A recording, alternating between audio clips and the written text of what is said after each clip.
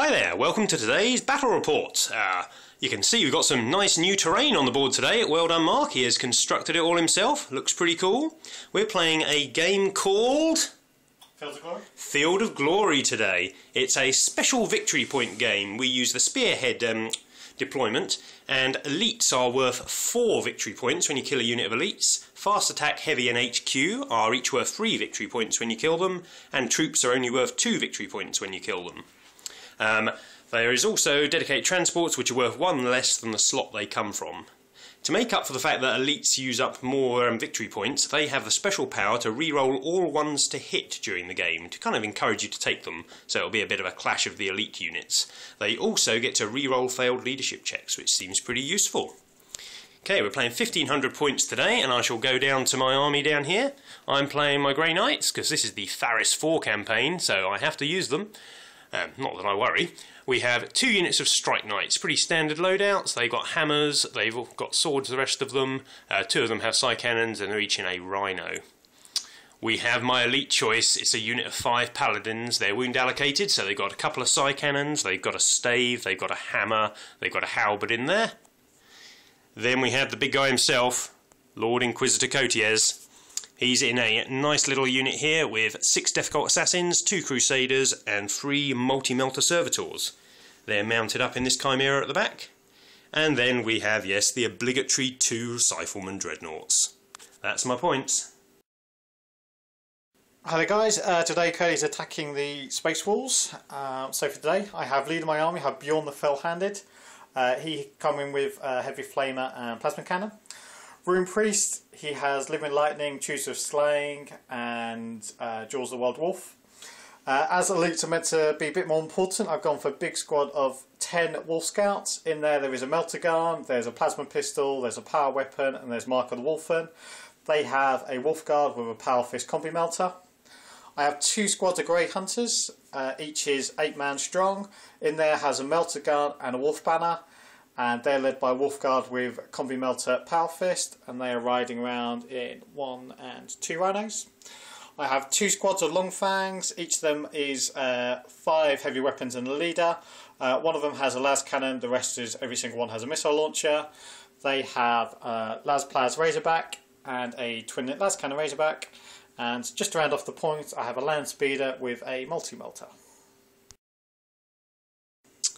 Okay, so this is the setup. You'll notice we have removed the large piece of terrain from the centre of the board, the one that's hiding over there. When we put it on the board, we realised no figures in either of our armies could see over it, so it kind of meant the game would be played on 2 small corners of a board.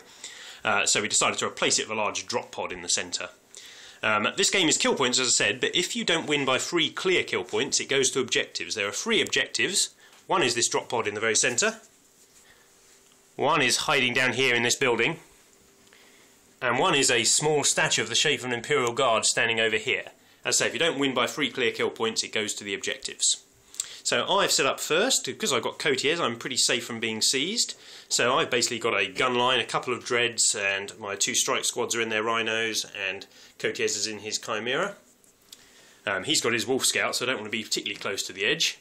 Mark has, shockingly, castled in the corner out of range of all my side cannons for turn 1. He's got Long Fangs on a hill, Long Fangs down here, and then a massive parking lot. O for a Manticore. Okay, so it's Grey Knight turn 2. We basically moved up. Chimera and the Rhino moved forward 12, popped smoke. The Terminators ran forwards, and both Dreadnoughts moved forwards. Dreadnought over here opened fire at Bjorn the Fell-Handed over there, his compatriot in his massive armour. First shots of the game, Bjorn is destroyed. Yes, he's venerable, he has an invulnerable save, but he's still destroyed. Bit of bad luck there on Mark's half. Over here, this Rhino moved forward, backed up a bit. 2 side cannons popped out the roof and killed a Long Fang. This Dreadnought managed to kill another Long Fang. Other than that, not much happened. End of Space Wolf turn 1. I pretty much haven't committed anything yet. I'm deciding to hold back and kind of see what he does. And I kind of moved out of here. My land speeder has turbo boosted. Pretty rubbish turn for me, unfortunately. Managed to get 1 penetration for his cover save over here, and all I managed to do was weapon destroyed. Managed to fire down here. He had no cover, but unfortunately all I managed to do was stun the guy, which is really annoying.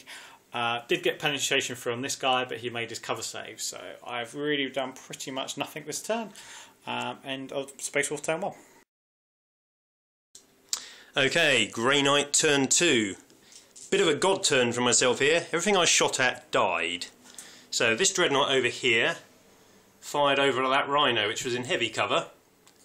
Hit 4 times, 3 pens, he made a couple of cover saves, so one gets through, blows it up. Kills a couple of the guys inside. Over here, a Chimera moves over here and fires its multi-laser at a land speed that was here. Not the most reliable of shots, you'd think. Guess what? I hit it, I penetrated it, it failed its cover saves, it blew up again. There were some long fangs over here. I fired all of these guys at them. Not to spectacular results, loads of failings to wound, even with their Cybolt ammo. Killed a couple. But then this Dreadnought here took a trick shot through the centre of the drop pod, and he failed the 2 saves he needed to make. Another squad dead. Pretty awesome turn for me. End of Space Wolf turn 2. I just moved these guys back round into cover. These two have moved in position so you could get some shots down at the Cypherman. I've managed to shake and immobilise him. The rocket launchers up here did a nice little split fire action and finally performed quite well. The Rhino exploded, killing a couple of dudes. Chimera exploded and almost killed a lot more, wounded every single guy inside. Unfortunately, Cody made quite a few of his saves, but still a couple of Death Cults dead. Wolf Scouts came on and they charged down here. There's now only 1 guy remaining. Unfortunately, that was the squad Cody gave Stubborn to, so I'm still in Death Cult range. He's probably going to charge in, which will be bad news for me. But other than that, that is the end of my turn. Okay, it's the end of Grey Knight turn 3. Another pretty awesome shooting turn from me. This Dreadnought over here may be immobilised and he was stunned, but he made his psychic power, removed his stun, and then removed a Razorback that was in the corner. Both of these squads opened fire, nullifying a lot of the long fangs. They're down to just a couple of missile launchers now. Over here I moved forward with the Death Cult Assassins and they just rinsed through the squad of Space Wolf Scouts. The Space Wolves got 1 Wolfen guy alive to attack the single solitary Strike Knight, but failed to kill him unluckily, so Mark couldn't claim that victory point either. I then killed the Wolfen with my latter turn attacks. We've actually called the game there. I know it's only turn 3, but I'm 16-2 ahead on victory points, so it seems a bit pointless to continue. And we've got another game to get in next. Unlucky for Mark. Okay, so the after-action report. Mark, what went wrong? As it clearly did go wrong there. You take Bjorn for a reason, which is generally his toughness, and losing Bjorn on the very first shot of the game just kind of cost me massively. That's it, and because he was there, it put the difficult terrain in the way of your dudes, and also gave me a bit of cover when you shot with them as well, which wasn't good. Yeah, I mean, but he was kind of like, his purpose was, I think he's really good against Grey Knights because most of the weapons are strength 8, they don't have any strength line shooting, so... Yeah, no las cannons or very few melter guns to hurt him with. Yeah, and I thought with a 5+ invulnerable, ancient tactic and stuff like that, I could rely on him to survive, and he could kind of counter anything you've got in close combat. You know, if you went up against those 4 paladins, my money's on Bjorn every single time. Yeah, certainly. Certainly, if your Rune Priest was nearby, I wouldn't get my hammer hand off, and then I'm using a strength 8 hammer versus him, and that's not going to do much good. Yeah, so he was there for that, and I think losing him cost me massively early on. That and a couple of my missile launchers, and it just meant Yeah, your first turn fire was really bad, and my first 2 or 3 turn fires were really good, and I was just... It got to the stage, I mean, when we gave it up, I basically had an arc around the board like this, and you had all your stuff in the corner, so if you move out, I outranged you slightly, you'd move out, I'd kill it. Yeah. So that's why we called it there. Yeah, I just lost too much in the early turns, really. My shooting didn't do, as you said, my shooting did nothing, your shooting did a lot. Yeah, that's it. I tried to turn it into a shooting game when I saw your setup. I thought, yeah, if I can deal with the long fangs effectively, I can sit at the 24 range, which the Grey Knights excel at, and just shoot you as you had to come towards me. Yeah, yeah. I mean, I thought at the start of the game our shooting was reasonably evenly matched. I mean, 2 squads of long fangs versus 2 Cyphermen. But that's it. I've got 2 las cannons as well to back me up. So I thought at the start I had probably a little bit more shooting. But I just lost too much too quickly. Yeah, once you get into turn 2, 3, I mean, I moved these squads here in. I mean, there's 4 Psy cannons there. Yeah. And they wouldn't really need to move again, so they would just pepper anything that came around the edges of this rock in the corner.